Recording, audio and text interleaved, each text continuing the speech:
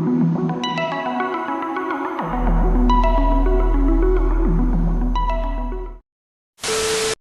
day, viewers. Our first topic for this video is all about how can we download YouTube videos without visiting other tab or simply not copying the URL or the YouTube link. First, just visit youtube.com.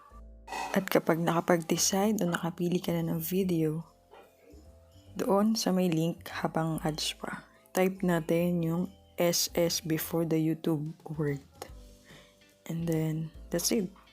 Nag-load na siya sa safefrom.net and you click download and maaari ka rin pumili ng format niya and pwede ka rin mag-decide if may sounds o wala yung ida-download mong video.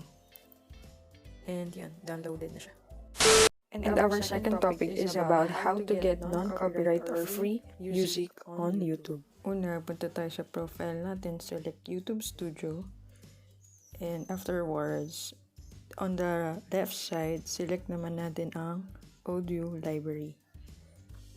And yan. Pwede natin siyang i-play muna bago i-download. And available din ang sound effects. Here, meron tayong iba't ibang klase like this one. Truck driving in park structure. So, ayun. Ganun lang po siya kasimple. Give this video a thumbs up if nagustuhan or may natutunan kayo. And share these blessings. Comment na rin kayo for any questions, suggestions, or violation. God bless!